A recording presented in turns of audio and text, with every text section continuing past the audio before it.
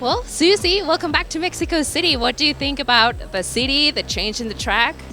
Well, first of all, I love coming to this race in Mexico. I love how passionate the fans are, how we are so supported with full grandstands. So it's a real pleasure to be here. And on top of that, it's pretty cold back in Europe, so it's nice and warm here.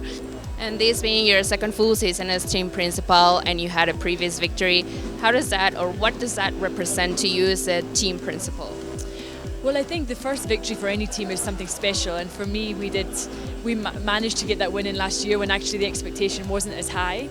So I think the team did a fantastic job, and we have to build on that foundation. We had also some great podiums. We've showed a lot of promise this year so far, but we haven't yet made it onto the podiums. So tell me a bit about the changes that the season and the series itself is presenting. They presented the Gen 2 Evo, and what do you think the challenges you will face as a team principal and your team itself for the rest of the season and the series?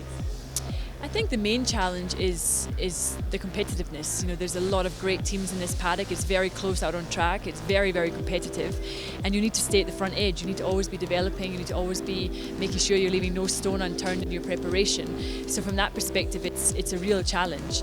The Gen 2 Evo, it's really just an upgrade in terms of the car. It's not going to present a lot of technical challenges for us because it will be fundamentally the same car, but I think the fact the car looks different as an evolution is something very positive for Formula E. With all the experience that you have in motorsport, do you feel that you are a role model to young female drivers? And if so, what piece of advice would you give to them?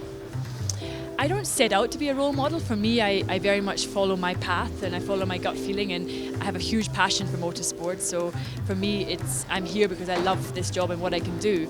If that can inspire others, then for me that's something that I support fully. And if I can inspire more girls and young women to enter this sport and see that there are opportunities, I would love to do that. In the end, I sit in the team principals meeting as the only woman in the room, and there has to be more women in this environment. And I think that's just a case of inspiring the next generation. It's about creating role models that they can look up to, and also making sure that we're doing enough work within the industry to create opportunity for women. In terms of drivers with the W Series, do you think that's a good platform in order for them to be able to reach out to sponsors or for the world to see them? Absolutely. We just need to remember, first of all, it's a very big positive that they're racing, that they're having the chance to race with no budget in W Series. But then we need to make sure that carries on, that they come back into, let's say, normal racing. Because if you want to be a successful racing driver or you want to be a successful engineer, you don't have women's racing and men's racing. It's not segregated, so you need to be good enough to compete in motorsport generally. And that's why I think Formula W is a positive start, that there's more women out on track, but we just need to make sure that carries through, that these women actually get opportunity to come back in and make careers as racing drivers. After your experience in Formula One, do you honestly think that we will see female racing in Formula One, Formula E?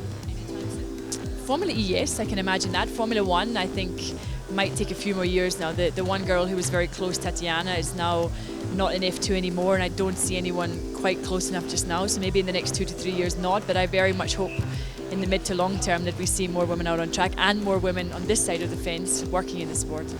Now that you are a team principal, are you looking out for a female driver perhaps in the future? I'm always looking out for talented female drivers. Also within my role in the Women in Motorsport Commission within the FIA, we always like to identify young talent. And I just reached out to my contacts within karting to ask them if they see any girls coming up, because I think we need that talent that's coming up. We need to guide them in the right way to make sure that they can make it to the top of the sport. And what's it like, your husband being the team principal of Mercedes and now you being here? Do you share some secrets about how to run a team? I don't think we share secrets. Obviously, he's a huge inspiration to me, and he's been very successful, and I can learn so much from him, and I have already learned so much from him and been able to put that within Venturi. And we have a fantastic relationship. He supports me fully, I support him fully, and we both share the same passion. So from that perspective, we're really lucky, and I'm very proud of him and everything he's achieved.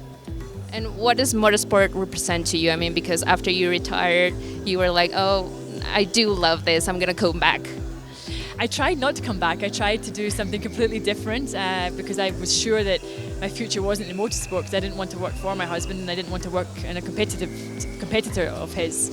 But this opportunity came with Venturi, with Gilles de Pastor, and it just felt right, and it has been a great step for me into the management side of the business, and one that I'm really, really enjoying.